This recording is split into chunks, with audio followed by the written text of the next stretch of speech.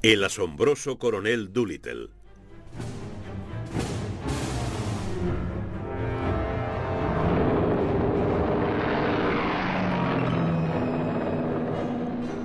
El 27 de junio de 1944, los B-17 americanos despegaron desde su base en Inglaterra para atacar objetivos en el norte de Francia. Era una misión rutinaria. Los aliados tenían superioridad aérea en Normandía. Era una operación de rutina, con poco riesgo.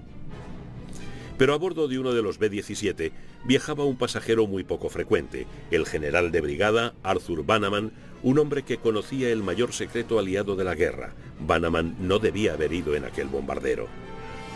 Los cazas alemanes no hicieron su aparición, pero la misión se encontró bajo un fuerte fuego antiaéreo. El avión en el que iba Bannerman fue alcanzado. Mientras el piloto luchaba con los mandos, ordenó a la tripulación que se lanzase en paracaídas. El general de brigada Bannerman, con su secreto vital, cayó en manos alemanas. El hombre que había dado permiso a Bannerman para hacer aquel vuelo era el general James Doolittle, uno de los mayores héroes de la aviación americana. Al permitir a Bannerman participar en aquella incursión, Doolittle había puesto en peligro la vida de millares de soldados aliados. Podría haber sido uno de los mayores errores de la guerra.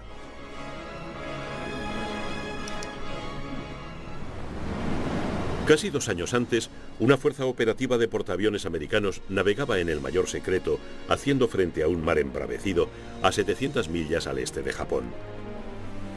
El portaaviones Hornet iba a lanzar una de las más atrevidas incursiones aéreas de la guerra. 16 bombarderos Mitchell de la Fuerza Aérea Americana se concentraban en la cubierta de vuelo. Su objetivo era Tokio. Los bombarderos despegaron del Hornet al amanecer del 18 de abril de 1942.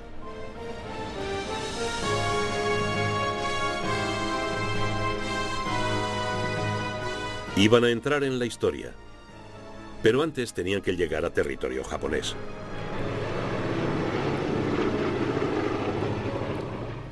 El bombardeo de Tokio fue un terrible golpe psicológico para los japoneses. El hombre que lo planeó y dirigió el ataque fue el entonces coronel Jimmy Doolittle. Bajo, belicoso y tan brillante técnico como piloto, Doolittle, de 45 años, tenía tantos años como la propia aviación y había jugado un papel muy importante en la apertura al aeroplano de los cielos del mundo.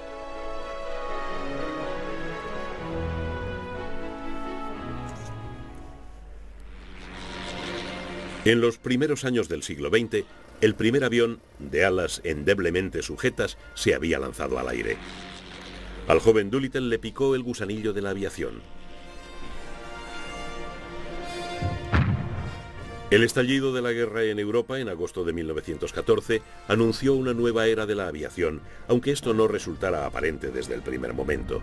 La tiranía de las trincheras dominaba el frente occidental. Pero sobre las trincheras volaba un número cada vez mayor de aviones, señal de los tiempos venideros. Sobre los embarrados campos de Francia se luchaba una nueva batalla por la supremacía aérea. En abril de 1917 los Estados Unidos entraron en guerra contra Alemania, pero pasarían muchos meses antes de que los americanos hiciesen notar su presencia en los campos de batalla del frente occidental. Jimmy Doolittle se alistó en la sección de aviación del Cuerpo de Señales de Estados Unidos y en enero de 1918 comenzó su entrenamiento como piloto. Doolittle resultó ser un aviador nato, pero nunca llegó al frente occidental.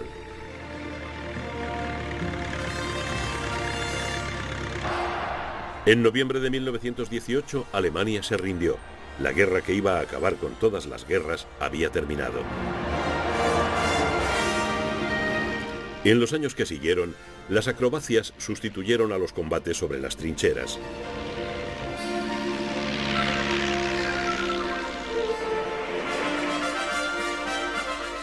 Estos espectáculos dieron trabajo a muchos aviadores procedentes de la guerra. Al mismo tiempo, el Air Corps americano, muy reducido, experimentaba una revolución en manos de su comandante en tiempos de guerra, el general Billy Mitchell, un incansable abogado de la potencia aérea y en concreto del papel del bombardero. En una serie de pruebas, los aviones de Mitchell bombardearon viejos buques de guerra americanos y alemanes.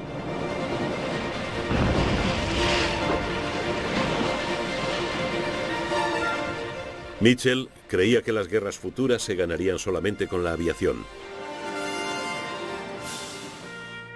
Mientras tanto, pioneros como Charles Lindbergh ampliaban los límites de la aviación civil. En mayo de 1927, Lindbergh, pilotando el Spirit of St. Louis, se había convertido en el primer hombre que había cruzado el Atlántico en solitario y sin escalas.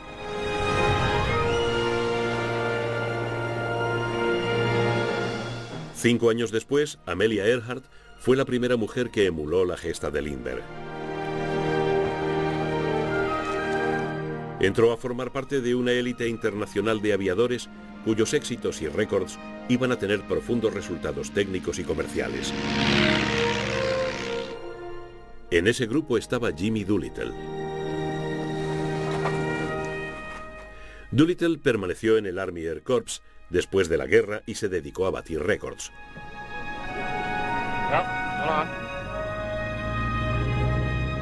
En 1922, Doolittle fue el primero que cruzó América en menos de 24 horas.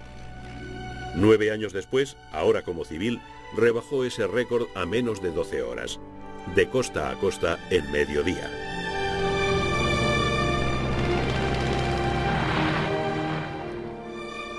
Doolittle no era solo un soberbio aviador nato que se identificaba con su avión, era también un formidable técnico que había estudiado en el Instituto Tecnológico de Massachusetts. Temerario y con cerebro, Doolittle era un aviador completo. En 1925 llevó al equipo americano a la victoria en el Trofeo Snyder. Doolittle ganó la prestigiosa prueba internacional para hidroaviones pilotando un biplano Curtiss a una velocidad media de 375 km por hora. Un espectador dijo que el acontecimiento fue más una procesión que una carrera. Un año después, en un viaje por Sudamérica, Doolittle pilotó un Curtiss Hawk sobre los Andes. Aquel vuelo fue épico. No solo fue Doolittle el primer americano que sobrevoló la cordillera, fue también el primero y el último que consiguió hacerlo a pesar de tener rotos los dos tobillos. A comienzos de 1930, Doolittle había dejado el ejército para incorporarse a Shell como piloto de pruebas. Pero siguió en la reserva del ejército y continuó explotando su genio para los riesgos calculados. En esos momentos su mirada estaba puesta en un nuevo récord mundial de velocidad. Doolittle iba a pilotar el GB, un avión regordete y de enorme potencia, muy inestable, que ya le había costado la vida a otro piloto de carreras, Lowell Bales.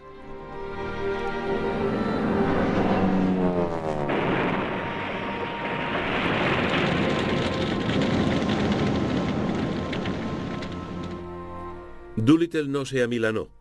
Desarrolló su propio sistema para controlar el GB y el 3 de septiembre de 1932 llevó aquel tonel homicida a un nuevo récord de 473 km por hora.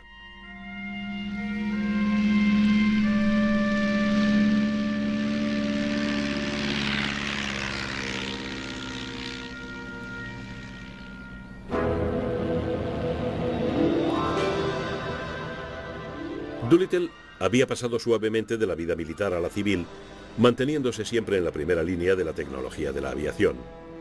Era tan ambicioso como siempre, pero se manifestaba crítico consigo mismo cuando estaba ante las omnipresentes cámaras de los noticiarios. I'm sorry it took so long to get here. It didn't do the ship justice. I wandered off my course last night. Otherwise, it'd have been an hour and a half sooner. Just a little poor piloting. El nuevo papel de Doolittle como embajador itinerante de Shell lo llevó a Europa, donde Adolf Hitler y el partido nazi habían llegado al poder en Alemania en enero de 1933. Hitler y sus secuaces tenían su propia visión de la potencia aérea. En 1935 Alemania se rearmaba abiertamente. Había nacido una nueva fuerza aérea alemana, la Luftwaffe. El director de la oficina técnica del Ministerio del Aire alemán era el valiente piloto de caza de la Primera Guerra Mundial Ernst Udet. Udet hizo amistad con Doolittle en los viajes de este último a Alemania en los años 30. Y fue Udet el responsable de equipar a la Luftwaffe con los bombarderos en picado Stuka que necesitaba para actuar como artillería aérea en las campañas europeas de conquista que estaban tomando ya forma en la mente de Hitler. Nuevos tipos de bombardero, como el Junkers Ju-88, estaban preparados también para bombardear en picado. Una variedad de aviones de la Luftwaffe, incluido el Henkel He-111, fueron probados en combate por la Legión Cóndor alemana, que luchó al lado del general Franco en la Guerra Civil Española. Los He-111 tomaron parte en el bombardeo del pueblo vasco de Guernica en abril de 1937, un aviso de lo que iba a ser el futuro. Por el momento, Hitler solo tenía que emplear la amenaza de la guerra para conseguir lo que quería. En septiembre de 1938, en Múnich, consiguió que Francia y Gran Bretaña aceptasen su anexión de los Sudetes, la región fronteriza de habla alemana en Checoslovaquia. Esto solo despertó el apetito del Führer. En marzo de 1939, engulló el resto de Checoslovaquia. Al volver a Estados Unidos de su último viaje a Alemania antes de la guerra, Jimmy Doolittle presentó al general de división Henry Hub Arnold, jefe del Air Corps, un sombrío informe sobre la amenaza que representaba la Luftwaffe.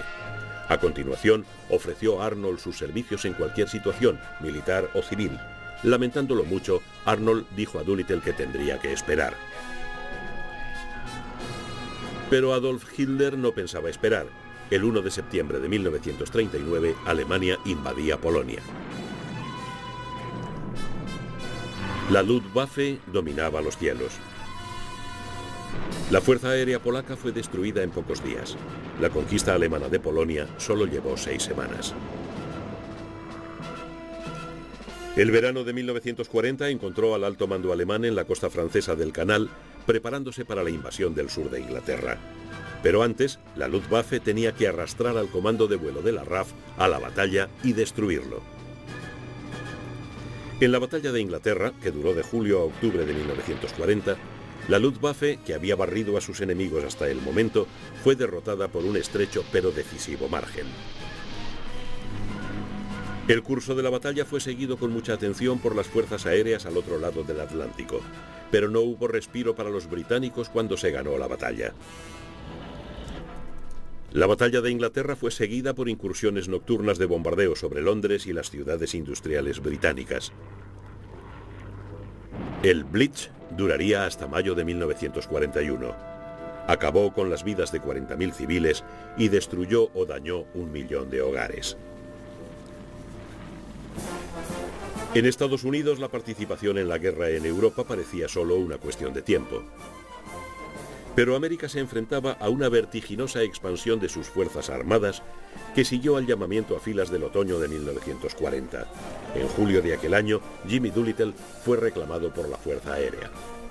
Iba a jugar un importante papel en la movilización de la industria del motor de Detroit para la producción aérea.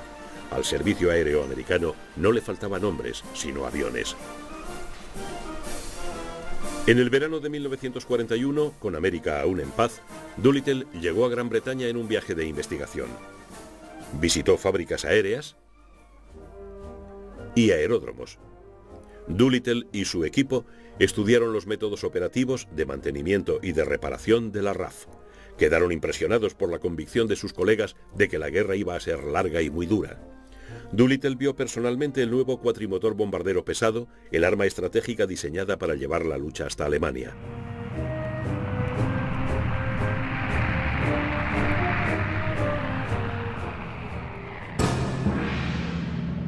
La guerra llegó para Estados Unidos no en Europa, sino en el Pacífico.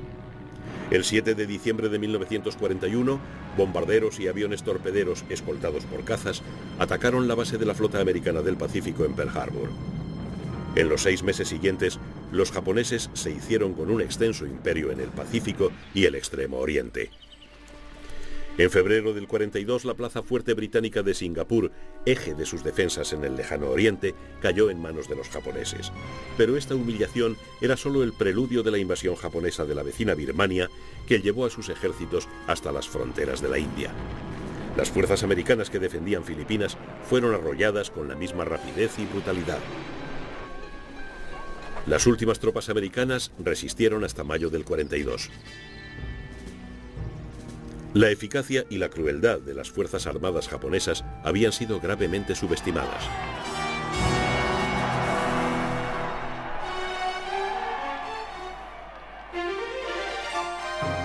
Triunfos aliados como las heroicas gestas de los Tigres Voladores, voluntarios americanos que lucharon en las fuerzas aéreas chinas, no pudieron detener la victoriosa marea japonesa. Pero los Tigres demostraron que los aparentemente invencibles japoneses podían recibir duros golpes de un enemigo numéricamente inferior, pero bien entrenado, bien equipado y lleno de decisión.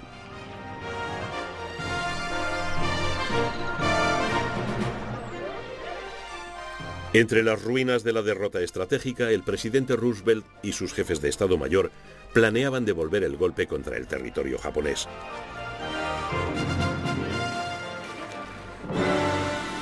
La Fuerza Aérea parecía ser la respuesta, pero incluso el bombardero B-24 Liberator, con una autonomía de 2.200 millas, no podía golpear a Japón desde sus bases en Alaska, a más de 3.500 millas de las islas japonesas.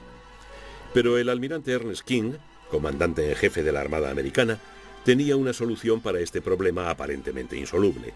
Se le ocurrió la idea de utilizar portaaviones para situar a los bombarderos americanos al alcance de Japón. Los portaaviones podían salvar las enormes distancias del Pacífico. Pero al igual que su cuatrimotor hermano, el B-17, la superfortaleza volante no podía ser lanzado desde portaaviones, porque su recorrido de despegue era demasiado largo. Habría que utilizar un avión más pequeño. King se decidió por el bimotor del Air Corps del ejército Mitchell B-25. El hombre seleccionado para mandar la fuerza de ataque de los Mitchell fue el teniente coronel Jimmy Doolittle.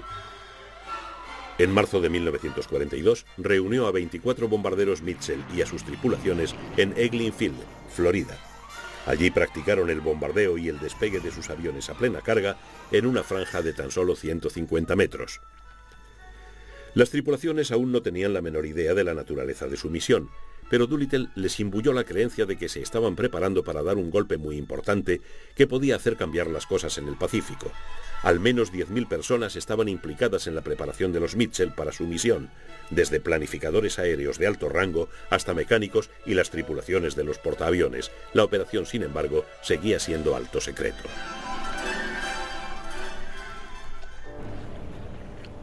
En su forma final, la operación contaba con 16 B-25 que viajarían a bordo del portaaviones Hornet, el más nuevo de los portaaviones americanos, votado en diciembre de 1940.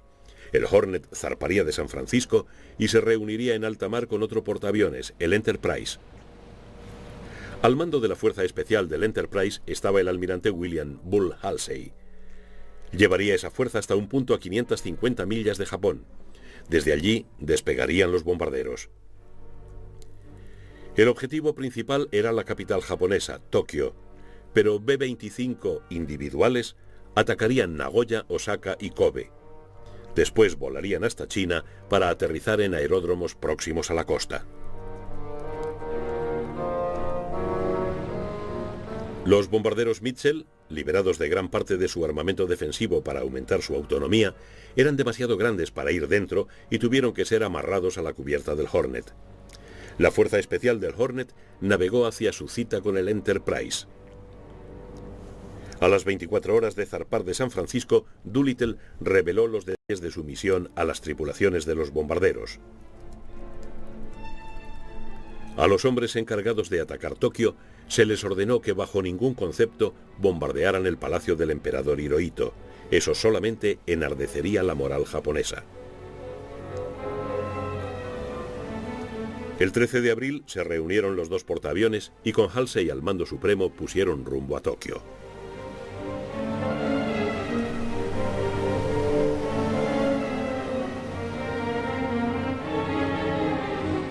A bordo del Hornet, las tripulaciones de los aviones mataban el tiempo aprendiendo algo de chino por si tenían que hacer un aterrizaje forzoso en China, lejos de los puntos de destino. El 16 de abril, Doolittle y sus tripulaciones se estremecieron al oír que una emisión japonesa de radio se burlaba de una falsa noticia que decía que bombarderos americanos habían atacado Tokio. A pesar de todo, al día siguiente hubo una pequeña ceremonia a bordo del Hornet. 5 medallas japonesas, concedidas a americanos antes de la guerra, fueron fijadas a una de las bombas que caerían sobre Tokio. A continuación, Doolittle tuvo una última reunión con las tripulaciones. El ataque estaba previsto para el día siguiente, 18 de abril. Doolittle sería el primero en despegar y trataría de llegar a Tokio al anochecer. Abriría fuego con sus bombas incendiarias de 2000 libras que servirían de guía a sus camaradas. El plan de ataque llevaría a los bombarderos sobre la costa china al amanecer para que pudieran encontrar mejor sus campos de aterrizaje. Ahora solo había que esperar a que sonara la hora H. Pero en las primeras horas de la madrugada del 18, el radar del Enterprise localizó 2 buques japoneses a 12 millas de distancia. Ambos se pusieron rápidamente fuera de alcance. Al alba, Halsey lanzó un avión de reconocimiento. El plan tan cuidadosamente preparado se venía abajo y el velo de misterio que rodeaba la misión se había roto.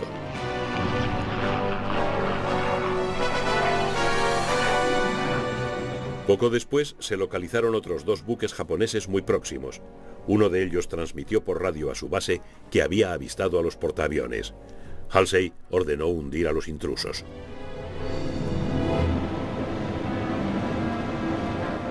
Pero el comandante de la Fuerza Especial comprendió que la sorpresa se había perdido y ordenó la inmediata partida de los bombarderos, aunque el objetivo estuviera 150 millas más lejos de lo previsto. El tiempo, además, había empeorado. Iba a resultar muy difícil poner a los bombarderos de Doolittle en el aire. El Hornet cabeceaba en una mar gruesa. Había llegado el momento de la verdad para los 16 bombarderos Mitchell.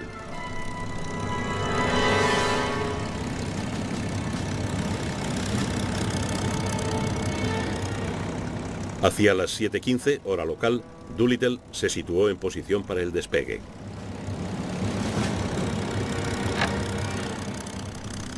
Con los motores a toda potencia, aceleró a lo largo de la cubierta de vuelo.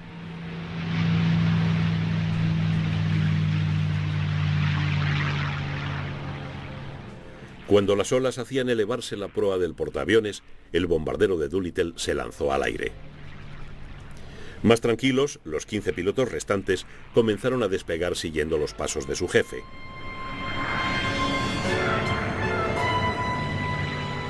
La tripulación del Hornet contuvo la respiración mientras uno tras otro los bombarderos abandonaban la cubierta y se alejaban.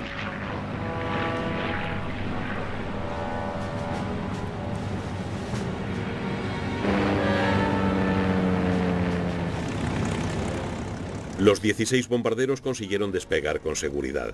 Solo el último creó un problema. Un marinero resbaló y perdió un brazo con una hélice del Mitchell.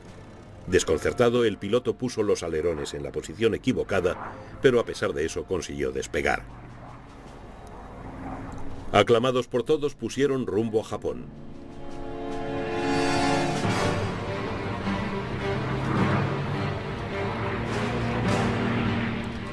Bull Halsey saludó a los valientes aviadores. Por una curiosa coincidencia, la ciudad de Tokio estaba haciendo un simulacro de incursión aérea cuando los bombarderos americanos despegaban. Sus ciudadanos no se lo tomaron muy en serio. El simulacro terminó a mediodía y la laboriosa ciudad regresó a su ajetreo habitual de los sábados, que apenas había cambiado desde el comienzo de la guerra. De todos modos, los buques de guerra japoneses comenzaron a buscar a los 2 portaaviones americanos. Ajeno a estas novedades, Doolittle y sus bombarderos sobrevolaban la costa japonesa a mediodía. Los granjeros observaban su vuelo con despreocupación.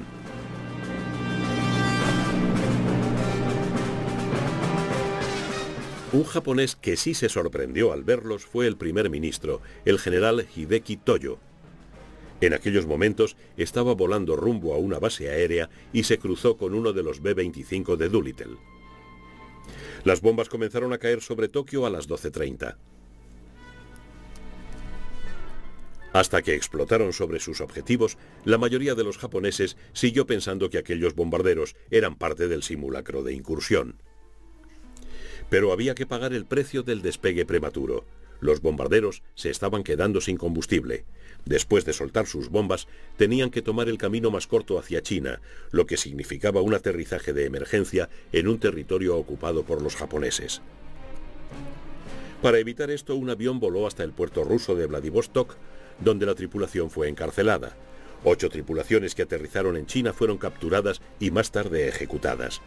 3 se mataron al estrellarse sus B-25, pero Doolittle y 68 de sus hombres llegaron a territorio dominado por el líder nacionalista chino Chiang Kai-shek y pudieron volver a Estados Unidos.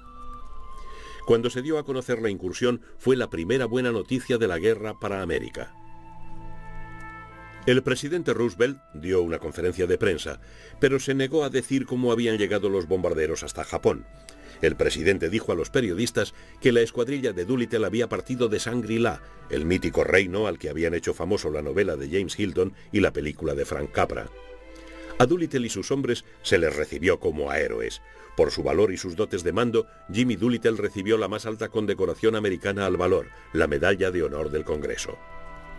Todos los miembros de sus tripulaciones fueron condecorados también. Su éxito era algo único en los anales de la guerra aérea. Mientras tanto, en Europa estaban en marcha fuerzas enormes. El ejército alemán había iniciado su ofensiva de verano en Rusia. Sometidos a una creciente presión, los rusos pidieron a británicos y americanos que abrieran rápidamente un segundo frente en el noroeste de Europa. En el norte de África, el Afrika Korps de Rommel ejercía también una fuerte presión sobre los británicos, amenazando con un avance que pondría en manos alemanas el petróleo de Oriente Medio.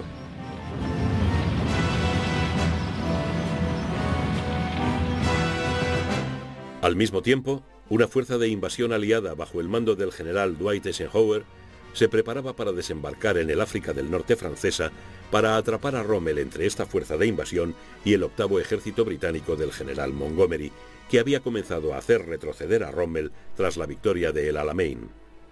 Era el primer mando importante de Eisenhower. El comandante de las fuerzas aéreas de la invasión aliada, llamada en clave Operación Antorcha, era Jimmy Doolittle. Al principio, Doolittle tenía las manos atadas. Hasta que pudieran establecerse aeródromos en el norte de África, el apoyo aéreo de Antorcha tendría que llegar desde Gibraltar y desde portaaviones. Más aún, Doolittle descubrió muy pronto que no estaba muy de acuerdo con Eisenhower. El 6 de noviembre de 1942, Doolittle volaba hacia el centro aliado de mando en Gibraltar. Frente al cabo Finisterre, su B-17 fue atacado por una patrulla alemana de Junkers Ju-88. El copiloto resultó herido y Doolittle tuvo que ocupar su puesto. El B-17 soltó una cortina de humo y los Ju-88, que se estaban quedando sin combustible, abandonaron la caza. Se había salvado por los pelos, pero al menos aquello lo familiarizó con los controles del B-17, un avión que nunca había pilotado. La fortaleza volante aterrizó sin novedad en Gibraltar.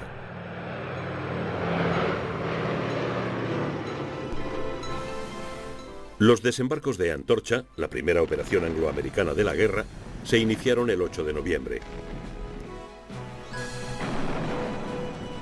Hubo alguna resistencia del ejército francés de Vichy, pero antes de 3 días había terminado el combate.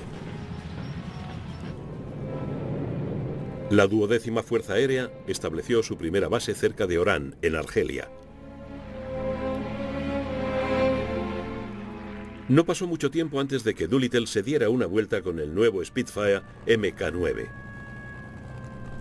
Este caza británico había tentado su curiosidad de aviador, pero su vuelo despertó la ira de Eisenhower.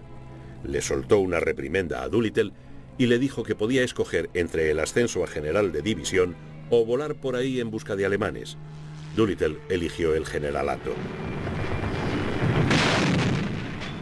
Los desembarcos de Antorcha no llevaron a una victoria inmediata de los aliados en África noroccidental.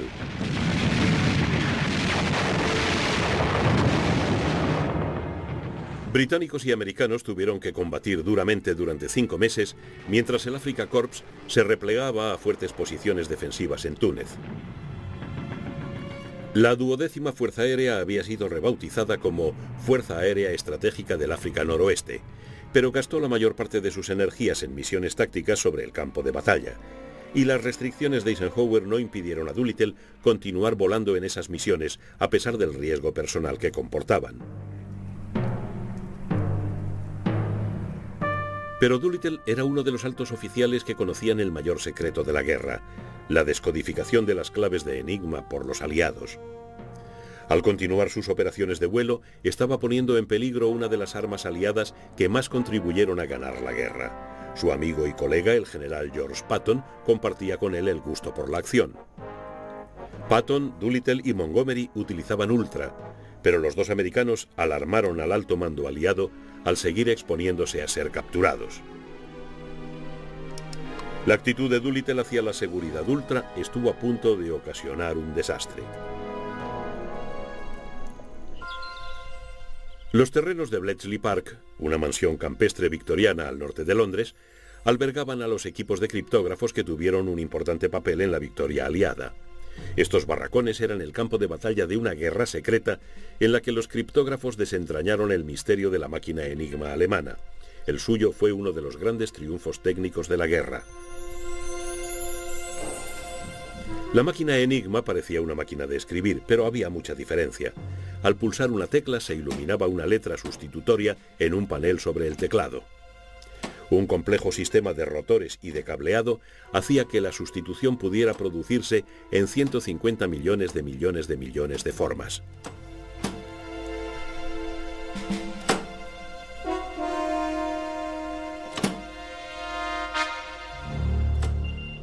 El mensaje codificado por Enigma se transmitía en Morse y era descifrado en el destino final por una segunda máquina Enigma con los mismos ajustes que la primera. Los alemanes creían que Enigma era indescifrable, pero los británicos habían roto el código y leían regularmente los mensajes interceptados. En Túnez, esto permitió a los aliados frustrar los intentos alemanes de reabastecimiento del Afrika Korps. Los mensajes de Enigma daban información detallada de cualquier convoy aéreo alemán que se dirigiera a África del Norte. Los pesados transportes alemanes, como el Messerschmitt Gigante, estaban condenados incluso antes de despegar. Pero los aliados tenían la picardía de permitir que alguna de esas misiones de abastecimiento se llevara a cabo para preservar mejor el secreto de Ultra. Ultra había jugado un importante papel en la campaña de Túnez que acabó con la rendición alemana el 13 de mayo de 1943. Doolittle era uno de los pocos iniciados en el secreto de Ultra y se le desanimó a que realizara misiones de vuelo que quizá le hicieran caer en manos alemanas y pudiera revelar el trabajo secreto de Bletchley Park. Pero Doolittle desoyó todas las presiones y voló en la campaña tunecina. Al final de ella se sentía muy orgulloso de sus hombres. The North West African Strategic Air Force were first to stop supplies of material and personnel getting into Tunisia, and later to stop personnel from getting out. These jobs were accomplished by destroying both the supplies and the means of bringing supplies in. Harbors were attacked, marshalling yards, shipping, both naval and merchant, and the enemy air, both his offensive air force and his air transport. I want to take this occasion to congratulate and to thank the boys of the Northwest African Strategic Air Force for the job they have done. It's been outstanding. Con África del Norte limpia de fuerzas del eje, el siguiente objetivo aliado era la invasión de Sicilia, el primer paso hacia la Italia continental. Se reunió una gigantesca fuerza anfibia para la operación Husky, 2.500 barcos y lanchas de desembarco para llevar a 180.000 hombres del 7º ejército de Patton y al 8º de Montgomery.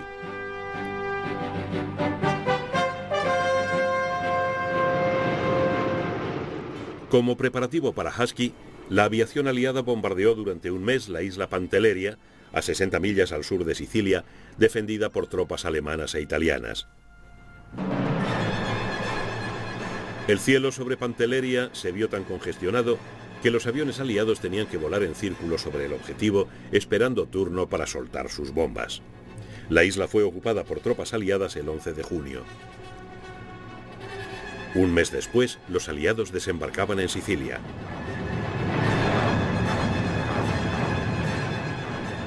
La liberación de Europa había comenzado.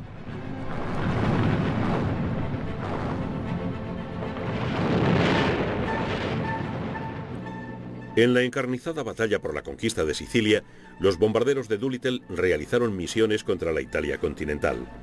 El 19 de julio, Doolittle se unió a los B-17 del 97 Grupo de Bombardeo en una incursión contra los campos de clasificación de las afueras de Roma.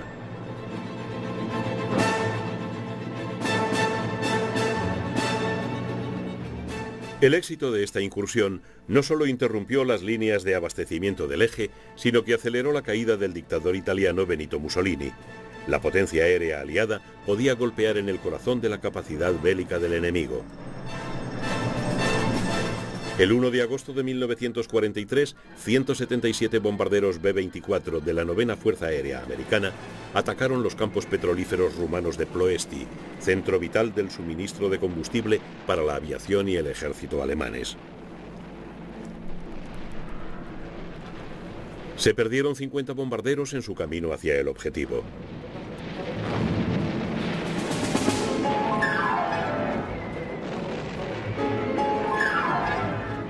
La campaña de bombardeo estratégico amenazaba estrangular el suministro alemán de combustible. En el norte de Europa, la 8ª Fuerza Aérea Americana y el Comando de Bombardeo de la RAF combinaban una ofensiva de bombardeos para allanar el camino a la invasión aliada de Francia. Su objetivo era la progresiva destrucción y dislocación del sistema militar, industrial y económico alemán y el socavamiento de la moral del pueblo alemán hasta que su capacidad de resistencia armada quede fatalmente debilitada. Pero llevar a la práctica esta política iba a convertirse en una pesadilla para los americanos. Al volar de día sobre los objetivos alemanes cubiertos por las nubes, las formaciones de bombarderos sufrían grandes pérdidas. Los cazas de la 8ª Fuerza Aérea no tenían autonomía para escoltar a los bombarderos en su viaje de ida y vuelta. Los cazas alemanes se cobraban un elevado peaje de aviones y, lo que es más importante, de tripulaciones.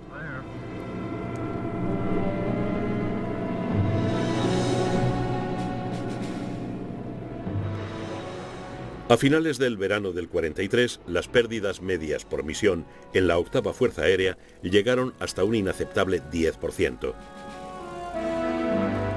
La moral estaba peligrosamente baja. Solo 35 de cada 100 tripulaciones americanas podían esperar cumplir su ronda de 25 misiones en Europa. El popular comandante de la 8ª Fuerza Aérea, el general Ira Eaker, se enfrentaba a una crisis. No fue hasta diciembre de 1943 cuando la situación se transformó por la entrada en servicio del caza P-51 Mustang con motores Rolls-Royce Merlin y equipado con depósitos desprendibles que le daban un alcance de 1.500 millas. Los Mustang podían escoltar a los bombarderos en su viaje de ida y vuelta hasta los objetivos alemanes. El beneficiario de los Mustang fue Jimmy Doolittle, que sustituyó a Eaker como comandante de la 8ª Fuerza Aérea en enero del 44. Su llegada a la 8ª Fuerza Aérea coincidió con la del caza de escolta que ganaría la guerra. Doolittle no se contentó con atar a los Mustang a sus alas de bombarderos. Ordenó la formación de patrullas de combate que buscaran y destruyeran a los cazas enemigos donde los encontraran.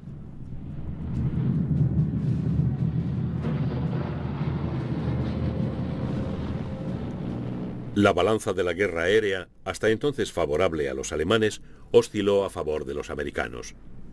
Ahora era la Luftwaffe la que estaba perdiendo a sus mejores pilotos por culpa de los Mustang. .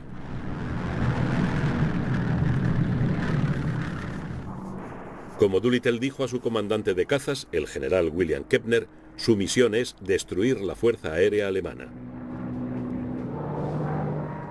Kepner se entregó a ello con mucho gusto.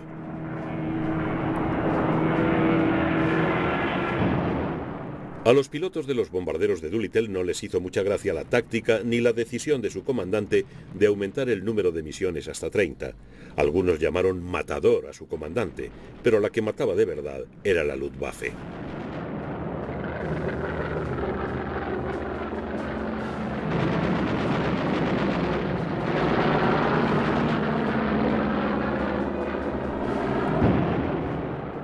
Doolittle había comprendido la sencilla verdad de que antes de destruir la industria bélica enemiga, había que destruir sus defensas aéreas.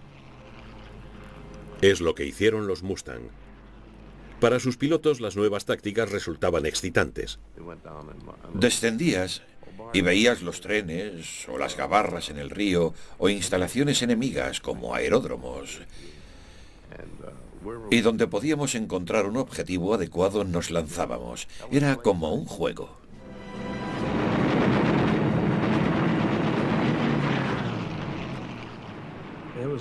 Era excitante atacar un aeródromo y volar los aviones o atacar a un transporte. Disparar contra la locomotora y ver cómo estallaba el vapor. Bajábamos hasta la estación y si algo se movía le disparábamos.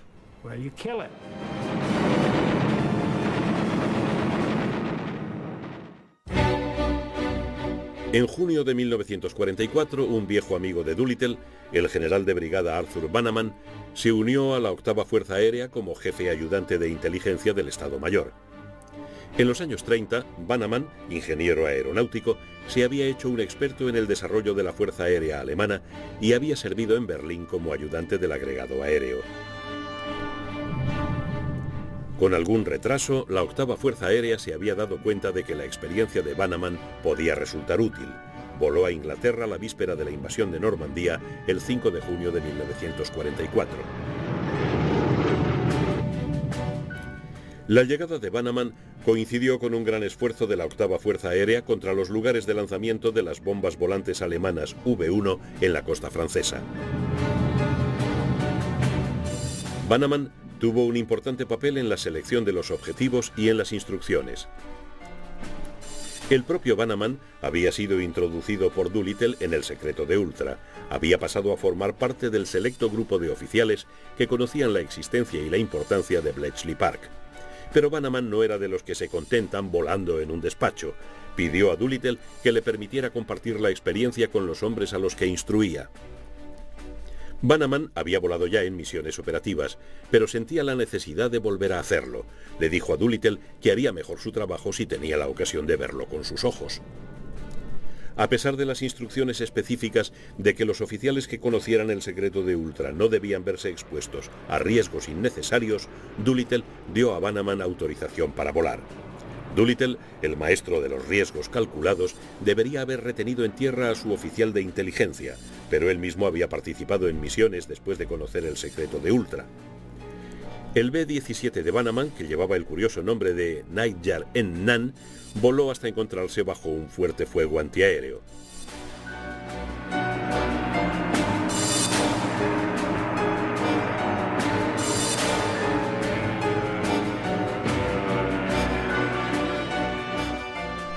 Bannerman se lanzó en paracaídas y se salvó de momento. Estaba en plena Europa ocupada. Llevaba además algo de metralla en las piernas. Bannerman fue capturado por tropas alemanas antes de 24 horas y se unió a otros aviadores americanos heridos en un hospital militar. Bannerman estaba muy preocupado, sabía que hablaba en sueños y le aterraba la posibilidad de revelar el secreto de Ultra estando dormido. Después de un periodo bajo vigilancia en Berlín, Bannerman fue trasladado a petición propia a un campo de prisioneros de guerra más grande, el Stalag Luft III. Hasta el final de la guerra, y tras muchos avatares, Bannerman consiguió mantener el secreto de Ultra. En Londres hubo una gran consternación al saber que Bannerman era prisionero de los alemanes. Se discutió al más alto nivel su malhadada misión sobre Francia.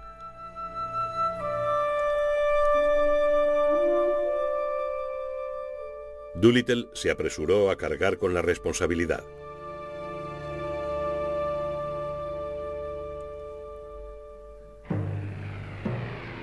Pero los británicos tuvieron que dejar de rasgarse las vestiduras. Exactamente un mes antes del día D, un bombardero Lancaster de la RAF había sido derribado en Francia. En él volaba un oficial de planificación, el comodoro Ronald Ivelow Chapman, que lo sabía todo acerca de Ultra. Él también andaba suelto por Francia. El coronel Frederick Winterbottom era el oficial de inteligencia responsable de la salvaguarda del secreto de Ultra. Se encontró con la desagradable tarea de tener que informar al primer ministro Winston Churchill de que Ivelow Chapman estaba vivo y huyendo por Francia. Era demasiado. Churchill se puso furioso. Winterbottom ordenó que un Westland Lysander de la RAF volara a Francia para rescatar a Ivelow Chapman, a quien la resistencia francesa había dado refugio. Pero antes de que pudiera partir la misión de rescate, Ivelow Chapman fue capturado. Como Bannerman, pasó el resto de la guerra en manos alemanas, y al igual que él, nunca reveló el secreto de Ultra.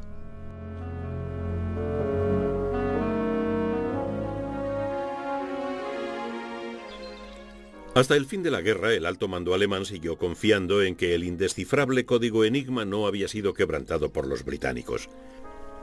Cuando se les dijo después de la guerra que incluso las órdenes personales de Hitler eran traducidas por los criptógrafos en tiempo real, los generales alemanes se quedaron anonadados. Doolittle y Bannerman habían puesto a Ultra en peligro, pero siguió siendo un secreto hasta el final del conflicto.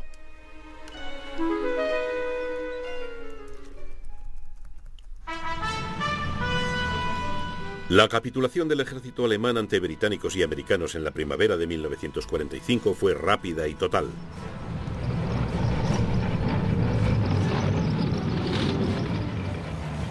Pero fue la rapidez y la totalidad del colapso lo que negó a los defensores del bombardeo táctico la prueba de que la suya había sido una contribución decisiva a la victoria aliada.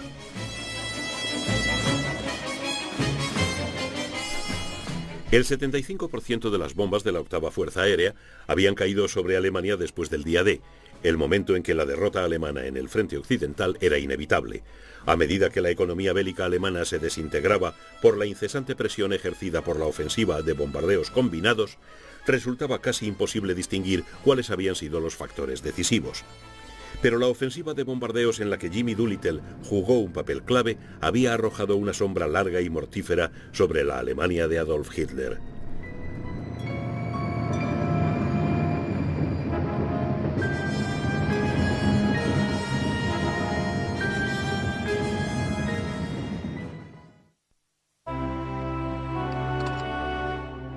La rendición alemana en Europa en mayo del 45 no significó el fin de la guerra para Doolittle y la octava Fuerza Aérea. Se seguía combatiendo contra Japón. Doolittle y su mando se encontraron camino del Pacífico y de la campaña de bombardeos estratégicos de los poderosos B-29 del 21 Comando de Bombarderos. Doolittle había recorrido un largo camino desde que sus 16 bimotores Mitchell se habían lanzado al aire en el Hornet en abril de 1942. En el Pacífico, el 21 Comando de Bombarderos había llevado a cabo una campaña de bombardeo bajo el mando del exigente general Curtis LeMay.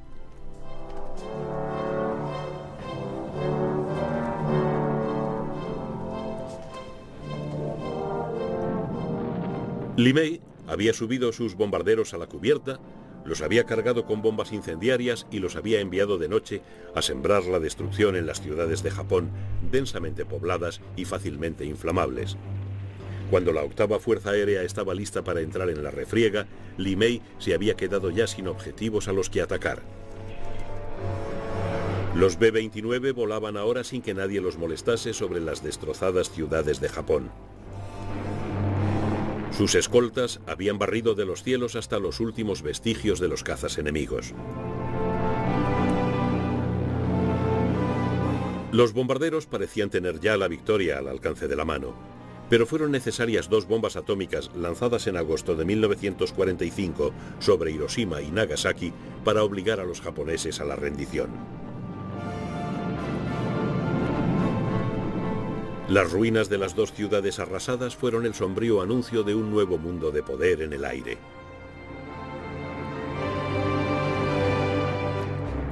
Y volando hacia Tokio para la ceremonia de la capitulación, iba un hombre que había jugado un papel vital en esta historia desde su comienzo. El hombre cuyos bombarderos habían sido los primeros en golpear el corazón del imperio japonés, Jimmy Doolittle. Fue siempre el aviador por excelencia.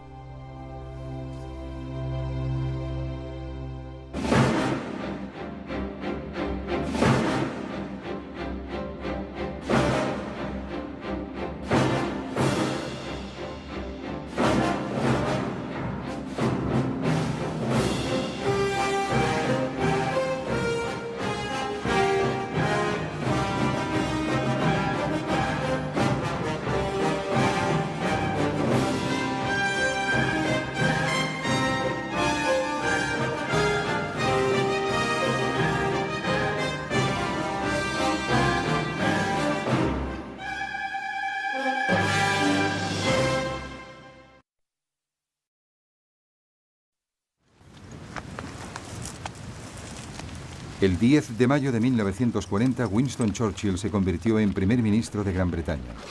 No podría haber escogido un día peor, puesto que este era el día que Hitler había elegido para desencadenar su Blitzkrieg, o guerra relámpago, contra Francia y Gran Bretaña. De madrugada, una división aerotransportada alemana completa lanzó paracaidistas con el objeto de tomar puentes y aeródromos. Simultáneamente fue atacada la enorme fortaleza de Ebanemal. Ingenieros paracaidistas fueron lanzados sobre esta desde planeadores alemanes que bajaban en picado. Rápidamente sus cañones fueron silenciados. Mientras tanto, cazas y bombarderos alemanes atacaban bases aéreas holandesas y belgas. Seguidamente las fronteras fueron abiertas por la fuerza. Fue entonces cuando el Grupo B del ejército de Hitler, a las órdenes del general Fedor von Bock, entró en Holanda y Bélgica. Tal como se había planeado, los ejércitos francés y británico que se hallaban situados a lo largo de la frontera belga se desplazaron hacia su nueva línea defensiva a lo largo de los ríos Dail y Moos. Pero ningún comandante aliado parecía haberse dado cuenta de que el Grupo A del ejército alemán, que contenía la mayor parte de los panzers alemanes, había empezado a avanzar a través de las colinas y bosques de las Ardenas hacia el sur de estas, después de barrer las tropas que se hallaban en la frontera belga. Mientras, los alemanes estaban abriéndose paso rápidamente en Holanda.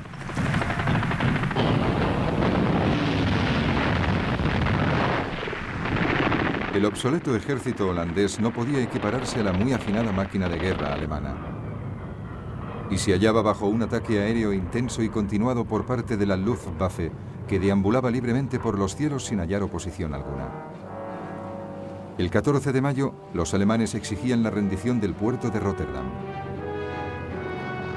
Mientras los holandeses dudaban, un gran número de bombarderos de la Luftwaffe despegó. Y volaban hacia su objetivo cuando los holandeses aceptaron entregar Rotterdam. Pero parece ser que el mensaje de revocación nunca llegó a los bombarderos. Y la ciudad de Rotterdam fue devastada. Los holandeses capitularon al día siguiente. Y entonces llegó el mazazo. Aquello que franceses y británicos pensaron que nunca iba a pasar, sucedió. Los panzers alemanes habían atravesado las Ardenas y habían alcanzado el río Moos al anochecer del 12 de mayo. Entre los primeros que llegaron a Sedan, bastante más al norte de la línea Maginot, se hallaban los hombres de la 19ª División Panzerkorps a las órdenes del general Heinz Guderian, recién llegado de Polonia. Guderian demostró entonces cómo se tenía que llevar a cabo la Blitzkrieg. Ignoró las tropas de la línea Maginot y no esperó a que su propia infantería le diese alcance. Siguió adelante sin parar. Al día siguiente, tropas de asalto utilizaron botes neumáticos para cruzar el río Meuse. Los ingenieros empezaron a construir puentes para las unidades blindadas bajo un intenso fuego de los franceses.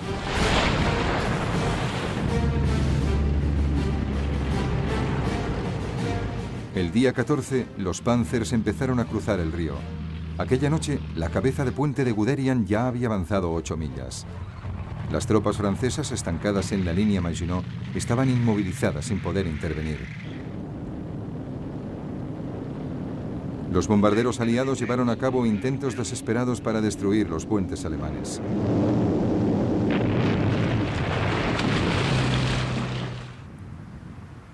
Pero la mayoría fueron derribados.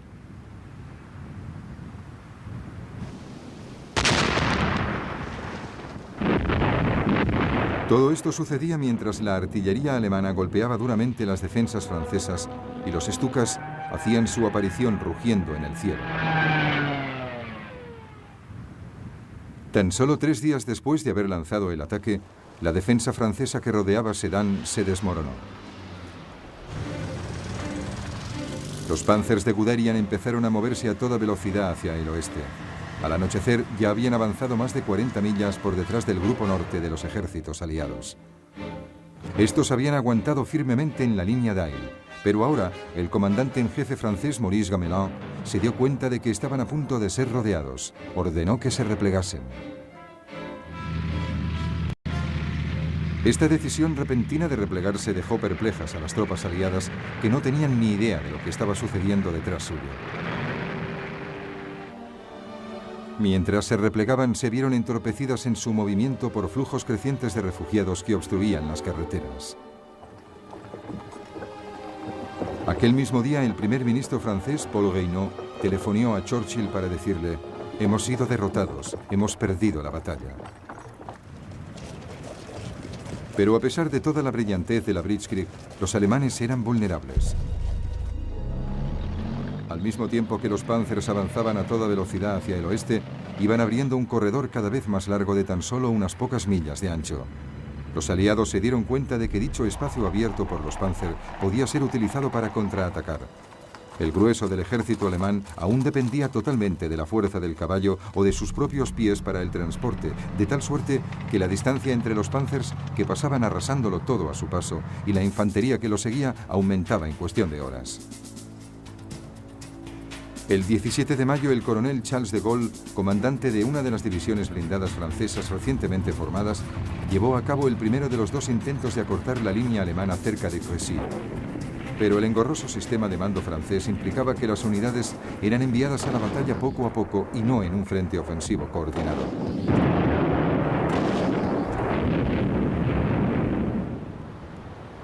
A los alemanes les costó poco rechazar los 2 ataques, ocasionando graves pérdidas.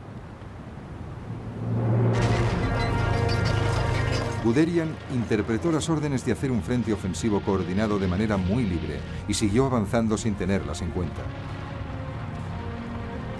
El día 19 de mayo sus unidades de vanguardia ya estaban más allá de Péronne, y el día 20, en un embate extraordinario de 56 millas, al mediodía fue tomada Amiens. A las 9 de la noche de aquel mismo día cayó Abbeville, a solo 14 millas del Canal de la Mancha. Y a medianoche, un batallón de la segunda división Panzer alcanzaba la costa en Noyers.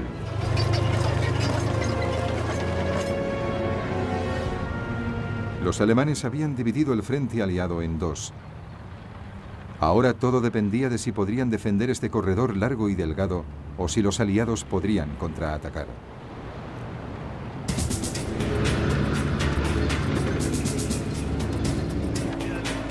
Así pues, los británicos se dispusieron entonces a romper las líneas alemanas. El 21 de mayo, 2 batallones blindados británicos se prepararon para lanzar un ataque al sur de Arras. El plan tenía por objeto enlazar con las fuerzas francesas que empujaban desde el sur. Los tanques británicos eran aún menos adecuados para la rápida guerra blindada que los de los franceses. Su máquina más efectiva, el Matilda II, había sido diseñado para ayudar a la infantería. Aunque bien blindado, era lento y estaba insuficientemente armado. Los otros tanques solo disponían de ametralladoras.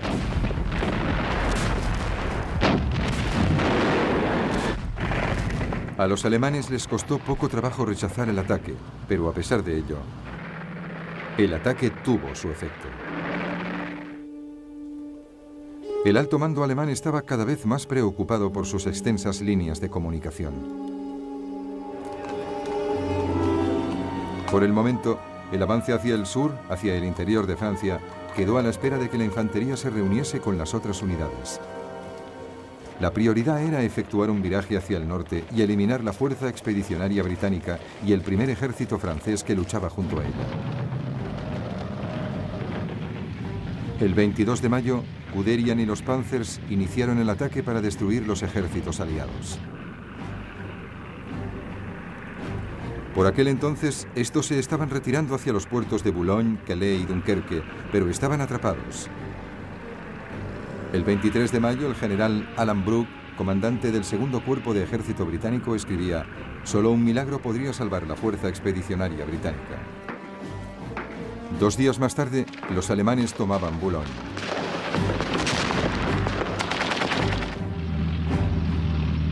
Todo parecía indicar que ya era demasiado tarde, incluso para un milagro.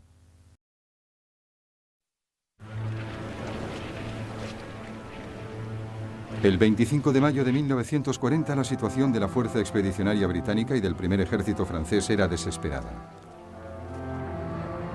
El puerto de Boulogne había sido ocupado.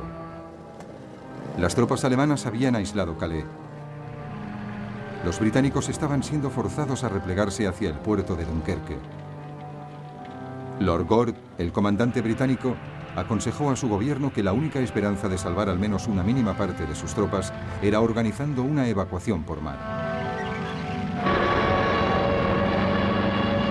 Pero con los bombarderos Stuka rugiendo en picado y los Panzers listos para el asalto final, aquello parecía una esperanza lejana.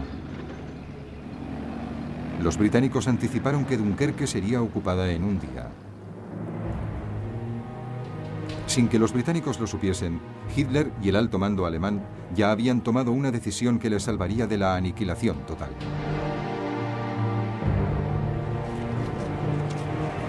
Los alemanes eran totalmente conscientes de que las tripulaciones de los Panzers estaban exhaustas y que sus máquinas necesitaban reparaciones urgentes.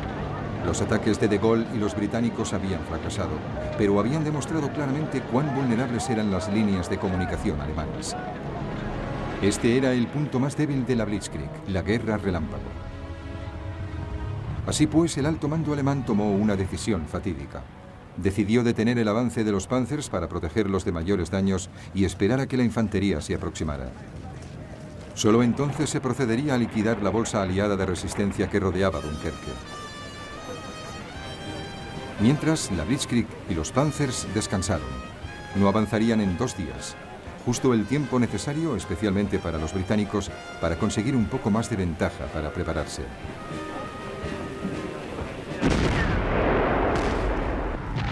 Durante la espera de los tanques, la única gran acción tenía lugar en Calais.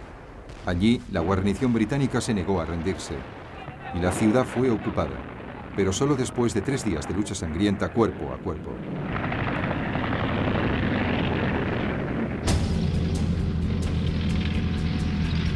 Cuando los Panzers volvieron a ponerse en marcha 2 días más tarde, el 26 de mayo, las condiciones climatológicas habían cambiado. Los tanques alemanes se quedaron empantanados a causa de la fuerte lluvia, circunstancia que favoreció a los aliados y ganaron tiempo.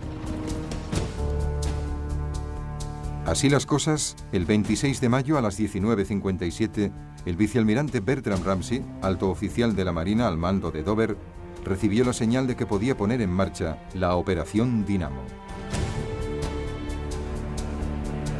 La Operación Dinamo era un plan para retirar por mar a la fuerza expedicionaria británica. Este plan había sido preparado con la esperanza más que con la expectativa de que se pudiese llevar a cabo realmente. Al día siguiente, una flota improvisada de destructores, remolcadores y ferries de pasajeros cruzaba el Canal de la Mancha. Pero al final del día, menos de 8.000 de los más de 300.000 hombres que se hallaban en Dunkerque habían sido rescatados. El puerto estaba siendo atacado por la aviación alemana con tal intensidad que no se podía utilizar. Y los barcos no se podían acercar suficientemente a las playas. Entonces, Ramsay hizo un llamamiento a cualquier barco de poco calado de más de 9 metros. Centenares de yates de motor, barcos de pesca y barcazas de los puertos de todo el sur de Inglaterra fueron reunidos y enviados a través del canal, a menudo con tripulaciones formadas por sus propietarios civiles.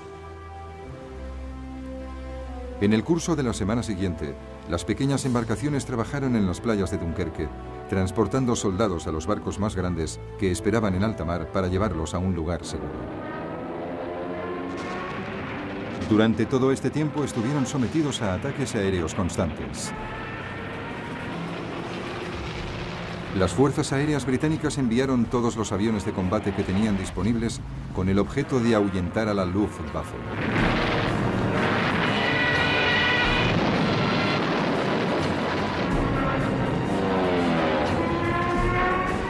Aún así, 7 destructores franceses y 6 ingleses fueron hundidos junto con 24 barcos de guerra de menor tamaño. Una cuarta parte de las 665 pequeñas embarcaciones nunca regresó a casa. Pero cuando hubo que detener la evacuación el 4 de junio, más de 300.000 hombres, de los cuales el 41% eran franceses, habían sido rescatados. Nada de esto habría sido posible sin el heroísmo del ejército francés. Tuvo un papel de vital importancia en ralentizar el avance alemán.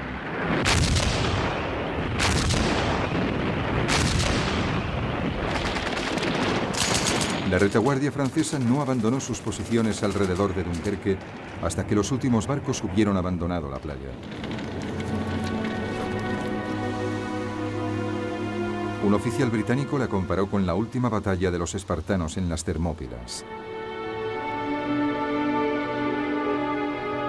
Pero el ejército británico había perdido la mayor parte de sus armas pesadas y no estaría en condiciones de luchar contra los alemanes durante mucho tiempo.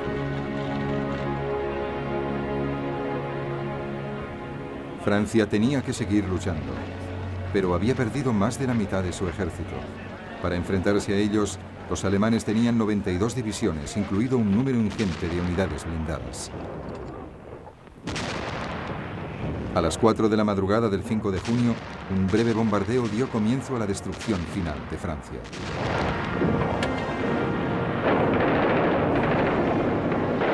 Tropas de asalto cruzaron los ríos Somme y Hayes. Al principio, la resistencia francesa fue feroz y los alemanes tuvieron que luchar para destruir sus cabezas de puente. Pero una vez más, la Luftwaffe ayudó a liquidar las defensas.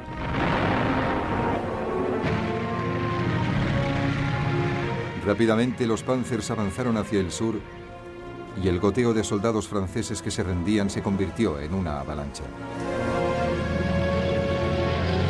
El 9 de junio, los Panzers habían alcanzado el Sena y a la infantería solo le faltaban unas pocas horas para llegar. Una vez atravesado el río, los alemanes se desplegaron a modo de abanico hacia el interior del país.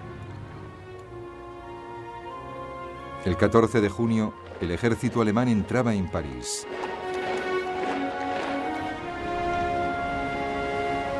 Y la esvástica era izada en la Torre Eiffel.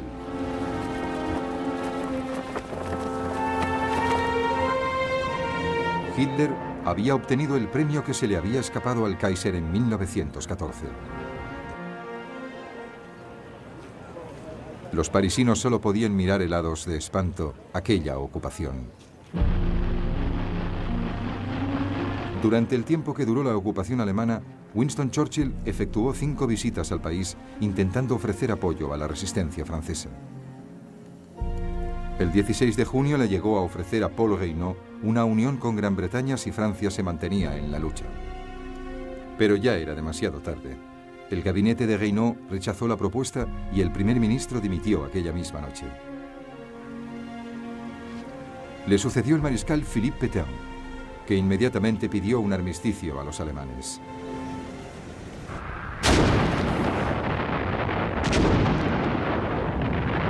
Solo entonces los alemanes se decidieron a atacar la línea Maginot, que había quedado aislada.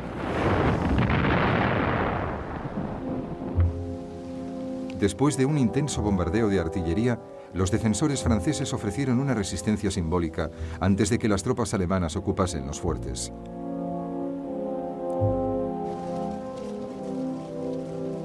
El 21 de junio, Hitler fue a Compiègne, donde se conservaba el vagón en el cual los alemanes habían firmado el armisticio en 1918. Cuando la delegación francesa entró en el vagón, Hitler les entregó sus condiciones y se marchó. Los franceses insistieron en consultar con su gobierno, pero al día siguiente los alemanes les dijeron que si no firmaban inmediatamente, los Panzers volverían a ponerse en marcha. Firmaron y la humillación de Francia fue completa.